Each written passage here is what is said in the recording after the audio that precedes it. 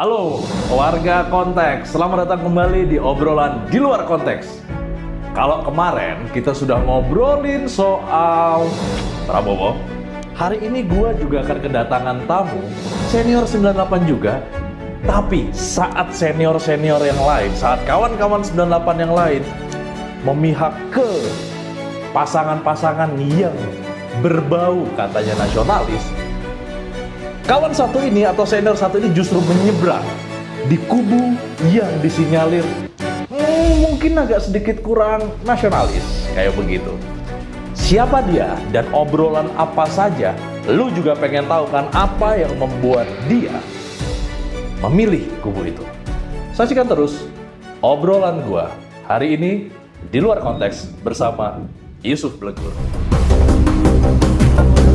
Kayak yang gue bilang tadi, gue menghadirkan di kursi panas hari ini salah seorang yang bisa disebut politisi juga, relawan juga. Dari kubu mana nanti beliau akan ngomong. Yang jelas yang gue kenal, beliau adalah salah seorang aktivis dan senior tahun 98. Jadi namanya cukup terkenal di kalangan 98. Abang kita, Yusuf Blegur. Bang, apa kabar? Assalamualaikum, Bang. Waalaikumsalam warahmatullahi wabarakatuh. Sehat, Bang? Makasih, alhamdulillah. Siap.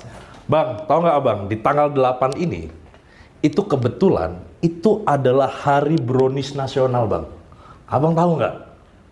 Tapi brownies ini brownies makanan, Bang. Sedangkan yang kita tahu, Abang brownies yang berbeda nih, Bang. Kalau makanan, gue tahu nih, Bang. Kalau browniesnya Abang ini brownies apa sih, Bang? Apakah selezat makanan brownies itu? Ya, setidaknya terinspirasi bahwa itu makanan, Oke. manis pula rasanya. Manis pula, oke. Ya, mudah-mudahan brownies juga seperti itu. Setidaknya memberi manfaat, Oke. Menimbulkan kesan yang lebih familiar, Oke. termasuk juga bisa memberi sesuatu ya, kontribusi buat yang didukungnya. Brownies ini apa sih, Bang? Kepanjangan atau apa sih? Brownies itu merupakan singkatan dari Bro Anis. Oke. Artinya panggilan yang milenial, Oke. ya, panggilan yang lebih gaul dan panggilan yang lebih egaliter. Oke. Jadi mencerminkan karakteristik dari pemimpin yang kita usung. Oke. Seperti itulah. Makanya manggilnya bro. Bro. Bro. Abang sebagai apa nih di sana, Bang? Ya, alhamdulillah dipercaya teman-teman sebagai ketua umum. Asik, asik. Selain itu Abang kalau nggak salah juga penulis. Nulis buku yang lumayan menyentil nih, Bang. Ya, sebenarnya sih biasa saja. Oke. Karena itu kan realitas yang ditampilkan. Oke. Bahwa ada yang kemudian melihat itu sebagai sesuatu yang ya mungkin mengagetkan Oke. atau tidak, itu tergantung sudut pandangnya. Judulnya apa sih, Bang? Istana Boneka atau apa waktu itu, Bang? Tahun 2021 itu Oke. saya membuat buku yang berjudul Menyingkap Istana Boneka, Oke. Jokowi Pahlawan atau Pengkhianat. Wih, ngeri judulnya. Nah, itu kan- Hari-hari ini gimana, Bang?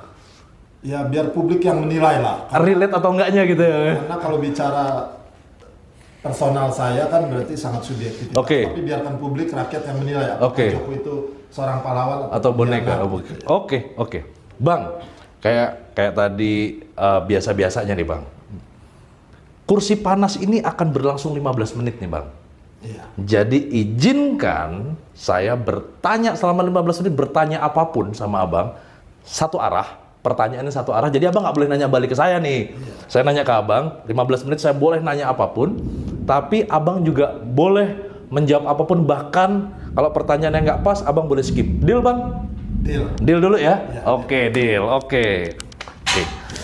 Oke, kita 15 menit ya.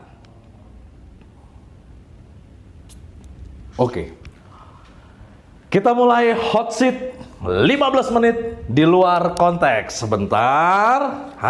Ini udah gue siapin nih. Jadi Abang nggak tahu sama sekali kan saya mau nanya apa kan, Bang? Ya. Siap-siap, Bang ya? Insya Allah. Oke. 15 menit dimulai dari sekarang. Oke, Bang. Abang ini dikenal sebagai nasionalis, marhainis, bahkan pernah menjadi presidium nasional GMNI dulu. Yang jelas-jelas organisasinya sangat nasionalis. Pertanyaannya adalah, apa yang kemudian membuat Abang mendukung Anies Baswedan yang terlihat bahwa sejak ia maju sebagai gubernur DKI, banyak disinyalir ia dekat dan didukung oleh kelompok-kelompok yang intoleran. Apa yang membuat Abang kemudian mendukung Anies? Pertama terkait nasionalis, pengertian nasionalis yang substansial itu sesungguhnya adalah rasa cinta tanah air dan ketetapan hati untuk mempertahankannya. Jadi sebetulnya ini hal-hal yang universal berlaku untuk umum, semua tanpa dibatasi oleh aliran politik, aliran ideologi.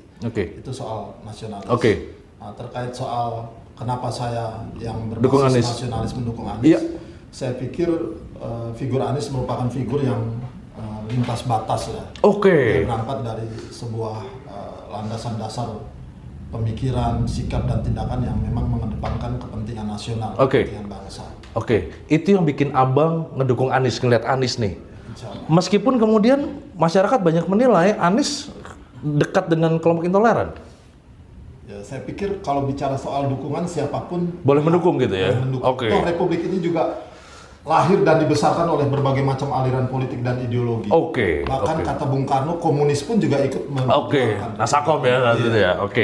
Pertanyaan kedua Bang, nggak banyak yang tahu bahwa Abang secara personal dekat dengan keluarga Soekarno nih Bang.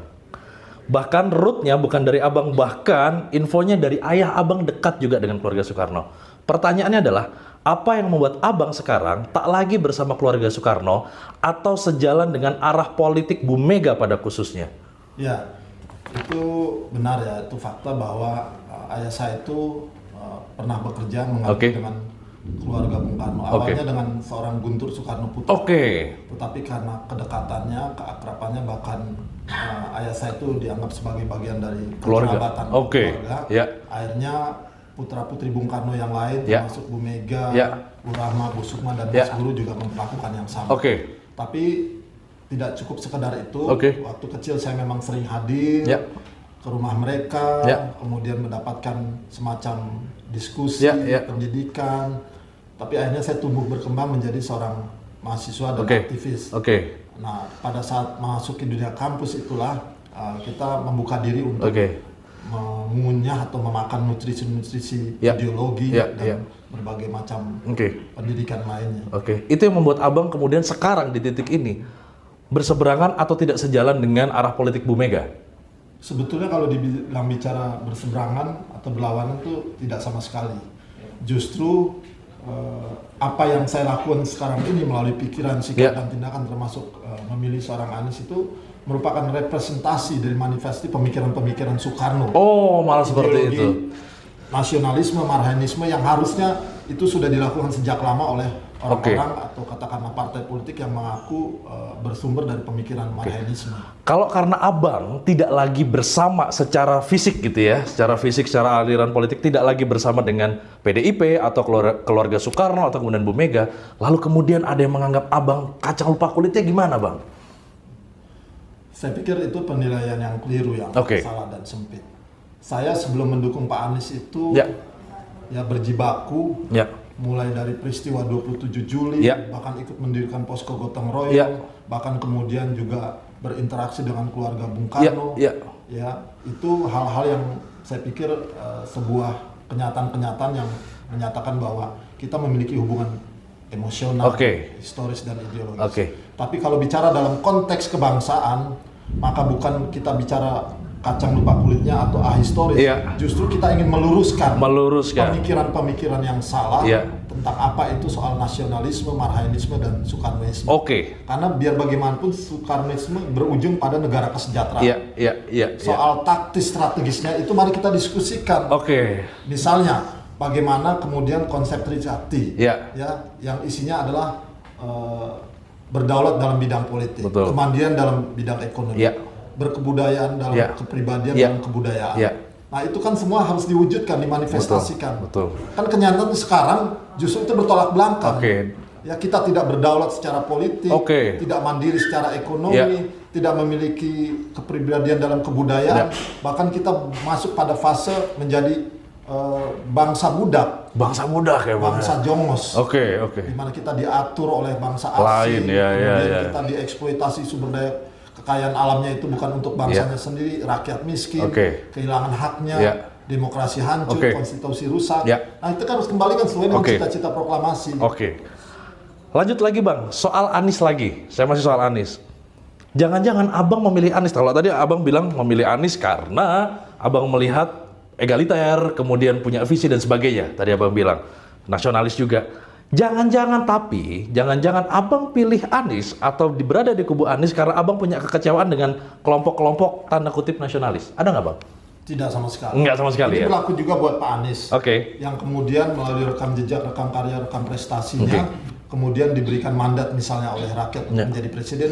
Ketika dia menjadi presiden, dia distorsi, menyimpang dari apa yang menjadi keinginan rakyat, kehendakan rakyat, itu juga akan berlaku kritis. Kita akan begitu juga? Akan melakukan hal yang sama. Jadi kita dipertemukan oleh satu visi, semangat bagaimana membangun Indonesia yang lebih baik. Bagaimana cita-cita kemakmuran, keadilan itu bisa diwujudkan oleh siapapun pemimpin kita. Bang, kalau gitu menurut abang, senasionalis apa sih Anies? Soalnya kan kayak tadi, Anies citranya nggak jauh-jauh menurut masyarakat dari kelompok-kelompok intoleran. Kalau Cak Imin mungkin iya masih dipandang toleran. Kalau menurut abang, senasionalis apa Anies Baswedan? Sebetulnya ini yang sedang kita coba rilis ya. Kebetulan relawan Brownies itu menyiapkan yang namanya trilogi mengetuk pintu langit. Trilogi mengetuk pintu langit, wah berat nih. Ada 3 buku yang kita akan launching dan kita bedah. Yang pertama sudah di bulan November, tanggal 25 November yang lalu, tentang menjemput mandat presiden. Isinya adalah tentang rekam jejak, rekam karya, rekam prestasi Pak Anies, dan itu yang menjadi dasar kita melihat ada kelayakan dan kepantasan Pak Anies untuk menjadi seorang presiden. Di situ banyak diceritakan tentang prestasi-prestasi penghargaan. Kalau tadi bicara soal ada kekuatan yang berafiliasi pada upaya katakanlah mendahului Pak Anies dengan politik identitas, intoleransi, faktanya tidak ada ditemukan. Faktanya ada gitu. Misalnya bagaimana Pak Anies kemudian memberikan perizinan ya rumah ibadah ya di Jakarta, bahkan bukan cuma umat Kristen tapi umat Hindu, bahkan hari-hari perayaan umat non Muslim itu yang tidak pernah ada itu dilakukan. Bahkan datang ya di beberapa. Bahkan datang. Kemudian juga bagaimana kemudian program-program populis pro rakyat yang saya bilang marhainisme itu ya, dia membebaskan PBB bagi warga yang tidak mampu, veteran, segala macam. Bagaimana air bersih yang selama ini sulit dijangkau oleh masyarakat dengan biaya tinggi 25.000 bisa dibeli dengan harga 1.000. Itu kan program-program nyata. Tapi gini bang, masyarakat masih saja ada yang melihat bahwa Anies, kita bicara waktu Gubernur DKI saja, terakhir beliau Gubernur DKI. Masyarakat masih saja ada yang melihat bahwa saat jadi Gubernur DKI cuma banyak janji dan retorika. Bisa dilihat dari program-program yang kata masyarakat banyak yang tidak terlaksana atau banyak juga yang nggak bermanfaat. Abang yakinkah kalau jadi presiden nih Pak Anies nggak omdo doang atau nggak cuman beretorika, karena tagline-nya saja itu masih kelanjutan dari tagline Jakarta. Ya pertama, kalau ada yang menyebutkan bahwa banyak janji-janji dan gagal mewujudkan, sebutkan saja apa yang gagal. Justru yang sudah ada dipublish dan dirasakan masyarakat itu ada keberhasilan yang saya sebutkan tadi. Jadi persoalannya itu harus kemudian objektif menilai. Jangan karena kemudian rekayasa dari para buzzer, influencer yang sengaja melakukan mendiskreditkan gitu ya, kampanye hitam negatif, mendowngrade Pak Anies itu kemudian bisa merubah fakta-fakta yang ada. Nah, soal janji-janji Pak Anies ke depan untuk menjadi presiden, saya pikir janji itu bisa dilihat kapabilitasnya. Bicara kualitasnya itu dengan rekam jejak. Kalau sudah dia terbiasa melakukan karya-karya besar yang untuk kemaslahatan rakyat, saya pikir itu nggak perlu diragukan. Kita lebih cepat lagi bang. Bang, Pak Anies kan belum pernah berkarir di parpol. Kata Fahri Hamzah, mending dia berkarir dulu di parpol. Menurut abang, sejauh apa penguasaan Pak Anies terhadap dunia politik meskipun dia belum pernah berada di parpol? Dan apakah yakin abang bahwa Pak Anies tidak akan menjadi boneka dari Om Surya yang mendukung Pak Anies? Pertama, harus kita akui bahwa justru partai politik itu adalah sebuah keniscayaan dalam sebuah instrumen politik nasional kita. Ya, kalau mau bicara jujur, partai politik yang paling bertanggung jawab terhadap baik buruknya Republik ini. Dia yang kemudian mengagregasi, kemudian menstimulus kekuatan legislatif, eksekutif, dan yudikatif. Itu persoalan. Nah, soal Pak Anies ini, partai politik merupakan sebuah keharusan yang harus ditempuh jalurnya. Mau nggak mau gitu ya. Aturan main undang-undang. Nah, itu dituntun oleh yang namanya integritas. Yang namanya integritas ini sangat menentukan sejauh mana dia bisa independen, sejauh mana dia berprestasi. Sejauh mana nggak jadi boneka tadi gitu. Saya pikir figur Pak Anies sudah membuktikan Toh kemarin kan yang melamar partai politik, bukan Pak Anies yang mengemis-ngemis atau minta dicalonkan. Itu perbedaan dasarnya. Berarti abang yakin nggak akan jadi boneka nih? Insya Allah. Kalaupun ada indikasi jadi boneka, abang bisa menjamin yang tadi akan melakukan otokritik di dalam, kemudian akan mengawal dan sebagainya. Itu keharusan. Oke. Bang, sekarang kubu Anies kuat mengangkat tentang isu perubahan, apapun perubahan. Apa sih yang mau dirubah dari bangsa ini menurut abang? Emang menurut abang atau menurut Pak Anies ada yang salahkah selama ini dari jalannya arah bangsa kita? Kok mau diubah nih? Jawabannya sederhana. Kalau kita mau bicara jujur, kita bicara tentang welfare state, negara kesejahteraan. Negara kesejahteraan. Sebenarnya yang sudah menjadi basic atau katakanlah grand design atau blueprintnya adalah pada Undang-Undang Dasar 1945 yaitu pada pasal 33. Di mana isinya salah satu ayat 1 itu adalah bumi dan air dan kekayaan alam yang tersimpan di dalamnya dikuasai oleh negara dan digunakan sebesar-besarnya untuk kemaslahatan rakyat. Nah, ini jadi tolak ukur. Sekarang kita refleksikan kekayaan alam kita sudah sejauh mana diberdayakan, dipergunakan untuk kemakmurannya. Tapi faktanya ada indikator-indikator yang bertolak belakang. Kekayaan alam banyak dinikmati oleh bangsa asing. Itu kenapa perlu diubah? Itu sederhana. Bagaimana kemudian rakyat bisa menikmati kesehatan yang memadai, pendidikan memadai, punya rumah yang layak. Karena selama ini dianggap tidak ada, maka saatnya kita berubah kayak gitu. Perubahan itu adalah sebuah keniscayaan dan bahkan menjadi keharusan. Itu kan berarti terkait dengan apa yang berjalan sekarang kan. Nah, pertanyaannya dengan yang berjalan sekarang berarti bicara pemerintah. Salah satu pihak paslon merasa pemerintah memihak salah satu pihak paslon yang lain. Apakah abang atau tim Anies juga merasakan hal yang sama? Pemerintah memihak salah satu paslon. Kalau sama, menurut abang kenapa? Dan bahkan apakah juga sama seperti paslon yang satu lagi? Di pihak Anies juga mengalami ada yang tanda kutip intimidasi. Ya, saya pikir landasan utamanya adalah pada konstitusi. Bagaimana membangun demokrasi yang sehat, termasuk di dalamnya menjalankan hajatan demokrasi yang besar ini, demokrasi ini semua harus tunduk dan taat pada aturan konstitusi.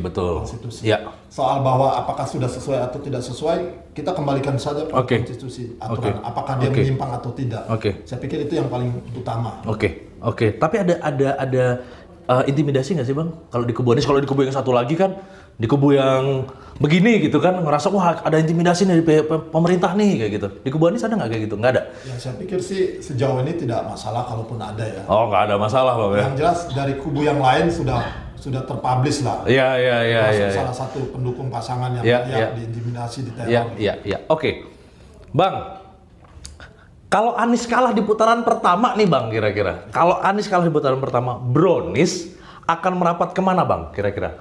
Kami orang-orang yang optimis, tidak ada dalam pikiran dan bahasa kami kalah. Pak Anies kalah. Tidak ada itu. Kita akan bicara optimisme, semangat. Pak Anies harus menang. Dan ini menjadi kebutuhan negara, rakyat, bangsa. Kemenangan Anies. Tapi seandainya bang, seandainya. Kita nggak mau bicara. Nggak mau. Menang pokoknya ya. Insya Allah, Bismillah. Anies menang. Berarti nggak mau bicara mau merapat kemana-kemana, menang pokoknya. Kita menang kalah Anies, tapi kami yakin bahwa kemenangan akan ada di pihak. Kalau program-program Anies banyak dicari. Pendek, menurut abang kenapa anak muda harus milih Anies? Ya, tujuannya adalah bagaimana memperbaiki dan menyelamatkan Indonesia menjadi lebih baik ke depan dari situasi krisis yang sekarang terjadi. Bang, pendek nih, cepat. Pertanyaan terakhir. Ada dililan nggak sih abang dengan pihak kubu Anies dengan abang mendukung Anies? Kenapa? Karena kalau kawan yang lain ngomong, sudahlah kawan, kita realistis saja. Berani ngomong bahwa ya gue ada dililan. Silakan yang lain, tapi kami sebagai relawan, khusus saya pribadi, semua nothing tulus. Nothing tulus. Ukurnya adalah bicara Pak Anies menjadi presiden, dia menghasilkan kebaikan untuk rakyat, negara, dan bangsa. Itu sudah cukup buat. Nggak peduli dililan? Tidak perlu, saya sudah melakukan itu. Pengalaman saya dekat dengan keluarga Megawati, bahkan saat menjadi presiden, tidak ada itu kepentingan. Nggak ada kayak gitu. Terakhir, pendek bang, harapan abang ketika Anies jadi presiden? 3, 2, dan memikul mandat 1 yang sebaik. Terima kasih, thank you Bang Blegur. Abis ya, abis. Kita tutup. Bang, thank you buat jawaban-jawabannya. Memang tidak cukup 15 menit, tapi lumayan cukup. Terakhir Bang, abang boleh menutup. Program-program Anies apa sih yang menurut abang logis untuk masyarakat dan membuat harus pilih Anies? Monggo, silakan. Ya, saya pikir Tuhan telah menganugerahkan bangsa ini dengan kekayaan alam yang begitu berlimpah. Bagaimana kultur yang kaya, bagaimana kemudian adat istiadat bangsa leluhur itu sangat menakjubkan. Sebetulnya itu sudah cukup, asal dikelola dengan baik. Bahkan saya yakin kalau benar-benar sumber daya alam dan manusia bisa dikelola dengan baik, Republik ini tidak hanya sekadar bisa memakmurkan, menciptakan keadilan kesejahteraan, tapi bahkan negara tetangga pun bisa kita makmurkan gitu. Kita biayai. Program Anies unggulan yang menurut Abang, wah, ciamik banget apa? Ya, pertama mengembalikan rel konstitusi kepada yang sebenarnya, sehingga itu bisa menjadi panduan hidup bernegara. Kemudian yang paling penting adalah program-program populis. Ini menyangkut soal bagaimana hak rakyat untuk hidup layak, itu yang paling utama. Sektor pendidikan, sektor kesehatan, sektor pekerjaan, bagaimana buruh, nelayan, petani, masyarakat kecil seperti ojol segala macam itu bisa mendapatkan kesejahteraan umum yang memadai, yang layak. Mungkin itu. Bang, Abang kan sedikit berbeda dianggap dengan kawan-kawan 98 yang lain, pilihan politiknya. Lalu kemudian kalau Abang tanda kutip ada yang menjauhi, memusuhi, gimana Bang? Antara Abang menjelaskan pertemanan dengan pandangan politik gimana Bang? Terakhir, saya pikir justru mereka yang berbeda menjauh, keluar daripada garis moral force, keluar dari apa yang disebut dengan komitmen kebangsaan. Di saat negara seperti ini harusnya punya tanggung jawab bagaimana memperbaiki, bukan sekedar soal-soal ikut cawe-cawe atau ikut menikmati kue kekuasaan. Rakyat lebih membutuhkan perubahan yang lebih baik, kehidupan yang lebih sejahtera ketimbang eksistensi diri kita hanya karena persoalan jabatan. Saya anggap mereka yang lebih menyimpang. Gitu ya? Yang lebih jauh keluar dari rel. Jadi kalau Abang dianggap menyimpang atau Anda sendiri nggak masalah Bang ya? Nggak masalah, justru mereka yang menyimpang. Gitu ya? Distorsi kalau menurut saya. Mereka keluar dari garis perjuangan sebagai kekuatan moral. Kalau gitu terakhir, pokoknya Anies harus menang. Menang ya? Insya Allah. Bismillah, Pak Anies Presiden bersama pasangannya Imin, pasangan Amin, insya Allah berkah. Berkah.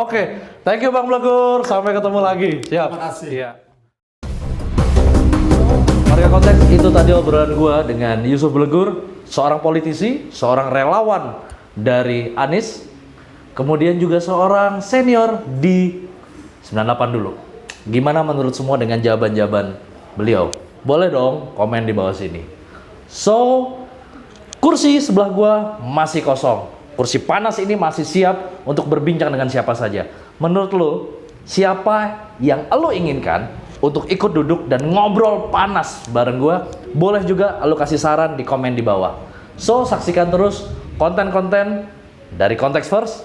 Ada si Falcon, ada Kontekspedia, ada Konteks Trivia, ada Konteks Story, dan tentu saja konten ini di luar konteks yang selalu panas. Gua Joe Wicaksono, sampai jumpa di obrolan selanjutnya.